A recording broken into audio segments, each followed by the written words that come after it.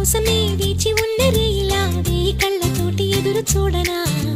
వానజల్లు కోసమే వేచి ఉన్న పైరులా గంపెడంత ఆశతోటి చూడనా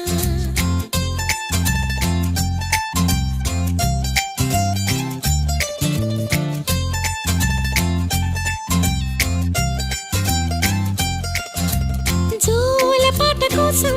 ఉయ్యాలలోన చంటి పాపలాగా